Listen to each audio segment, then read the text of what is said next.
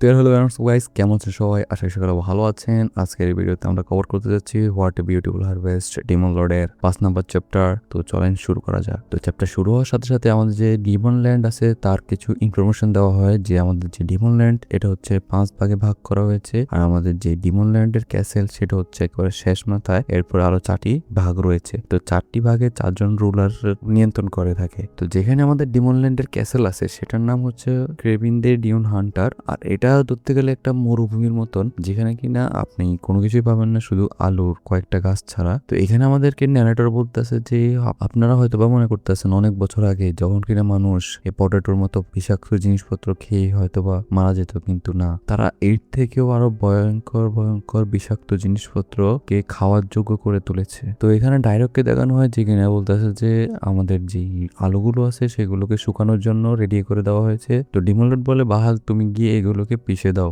আর আমাদের বাহাল এর দূরের উপরে লাফাতে শুরু করে। এখানে ডিমোলড বলতেছে বাহালের এই কাজটি করার কারণে আমাদের যে আলুগুলো আছে সেগুলো থেকে যে পয়জন গুলো আছে সেগুলো পানি হয়ে বের হয়ে আসবে, আর সেগুলো বাষ্পীভূত হয়ে চলে যাবে, আর আমাদের যে আলুগুলো আছে সেগুলোকে খাওয়ার উপযোগী হয়ে যাবে। আর আমি যেখান থেকে এসেছি সেখানে এগুলাকে চৌনু বলে। আমরা এখানে এগুলাকে পটেটো বলবো বোঝার সাথে। তো এখানে ডেমোলড জেফ্রক্স বলে, তুমি গিয়ে আমাদের যে ফার্মিং এর টিম সেগুলোকে বলো যে তোমাদের জন্য খাবার রেডি আছে, এখন হচ্ছে খাবারের টাইম। তো এখানে আমাদের যে ফার্মিং এর টিম তারা চলে এসেছে, আর তারা সারিবদ্ধভাবে দাঁড়িয়ে রয়েছে। ডিমোলড বলে তাদের সবাইকে 2টা করে আলু দিয়ে দাও। তো তাদের মধ্যে থেকে কিছুজন বলতেছে এগুলোর ভিতরে তো পয়জন আছে, এগুলো যদি আমরা খাই তাহলে তো আমরা এখানে মারা যাব। আর তাদের মধ্যে থেকে আরেকটি ডিমন বলে যে আমার মেয়ে এগুলা খেয়েছিল কিন্তু তার এখনো কোনো কিছু হয়নি। কিন্তু আরেকজন বলতেছে যে তুমি চুপ করো, তুমি কি জানো, আমার এক রিলেটিভ যে কিনা এগুলো খেয়েছে এবং সে মারা গিয়েছে। আর এদিকে আমাদের যে ডিমন লর্ডের দিকে তাকাও, তাকে দেখে কি মনে হয় যে সে কাউকে ভালো কোনো কিছু খাইতে দিবে? তো তখনই এদের মধ্যে থেকে ডাইরেক্ট সে কিনা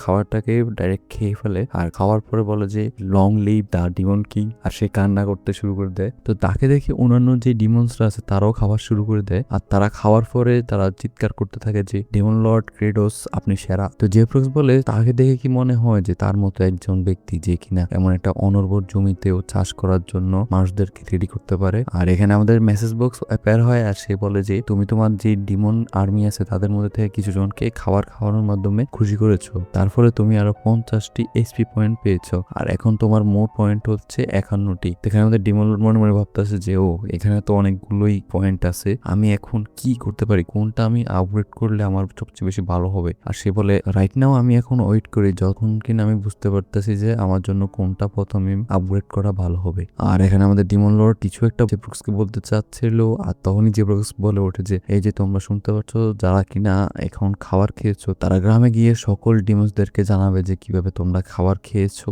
এবং যারা কিনা আমাদেরকে জংলি আলু এনে দিতে পারবে তাদেরকে আমরা খাওয়ার যোগ্য আলুর ভাউচার দেব। এটা শোনার পর আমাদের ডিমন লর্ড বলে যে এই ব্যক্তিটা হচ্ছে অনেক স্মার্ট, কিন্তু মাঝে মধ্যে সে এমনই বিরক্তিকর হয়ে যায়, কিন্তু সে মাঝে মধ্যে আবার আমাদের সাহায্য করে। তো এখানে আমাদের অনেক ডিমন্সদেরকে দেখানো হয় যারা কিনা এই কথা শোনার পরে খুশিতে আমাদের যে জংলি আলুগুলো আছে সেগুলো টোকাতে শুরু করে। আর অন্যদিকে আমাদের 2 জেনারেল, একটা হচ্ছে চার্সি আর হচ্ছে আমাদের হার্টুক, যারা কিনা কঠোরভাবে কাজ করতেছে কম্পোস্ট তৈরি করার জন্য।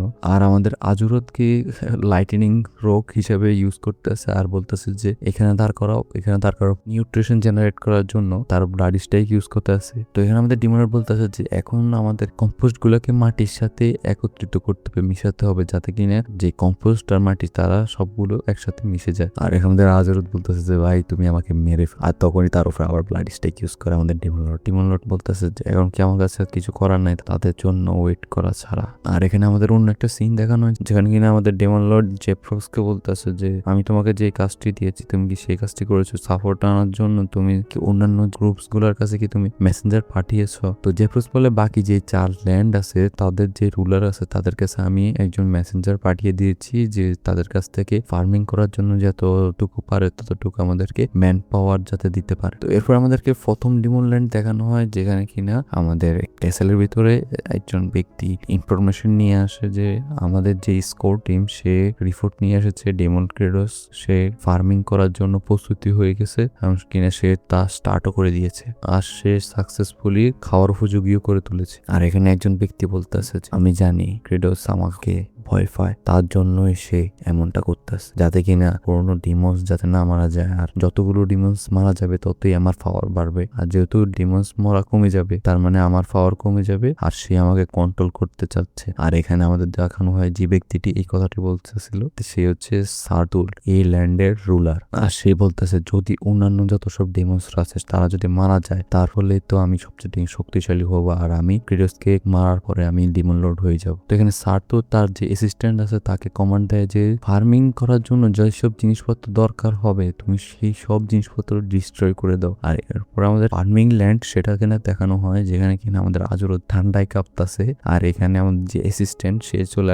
আসে বলতেছে তো লর্ড ক্রেডোস তোমাকে এমন ভাবে ভেদে রেখেছে আর তোমার উপর এমন ভাবে অত্যাচার করতেছে, যদি লর্ড সার্টু ডিমন লর্ড হয়ে যায় তাহলে সে তোমাকে তার অ্যাসিস্ট্যান্ট বানিয়ে দিবে। তো এখানে যে অ্যাসিস্ট্যান্ট আছে সে তার সৈন্যদেরকে ডাকিয়ে আনে আর বলে যে এখানে যত কিছু আছে সবকিছু তুমি ধ্বংস করে দাও, সবকিছু উলট পালট করে দাও, যাতে কিনা এই ল্যান্ডে আর কোনো কিছু চাষ করা না হয়। আর তখন এদের থেকে একজন বলে যে যে এখানে যেগুলো আছে এগুলো হচ্ছে কম্পোস্ট, এগুলোকে আমরা কি করতে পারি। তো তখনই আমাদের যে অ্যাসিস্ট্যান্ট সে বলতে যে সবকিছু চারপাশে ছড়িয়ে দাও, সবকিছু মাটির সাথে এমন ভাবে মিশিয়ে দাও যে এগুলাকে আর কোনোভাবেই আলাদা করা না যায়। আর সে হাসতে আছে চিৎকার করে। আর এখানে আজরত মনে মনে ভাবতেছে তোমরা কি বোকা নাকি, আমি কিছুক্ষণ আগে শুনতে পাচ্ছিলাম যে আমাদের ডেমন লর্ড বলতেছে এখানে যে কম্পোস্ট গুলো আছে সেগুলাকে মাটির সাথে এমনভাবে মেশাতে হবে যাতে কিনা মাটি আর এর ভিতরে একটা ব্যালেন্স থাকে। আর এখানে অ্যাসিস্ট্যান্ট হাসতে আছে আর বলতেছে লর্ড ক্রেডোস তুমি তো শেষ, তুমি এখন কি করবে। আর এখানে আজরত মনে মনে ভাবতেছে যে তোমরা বোকারা কি করতেছো।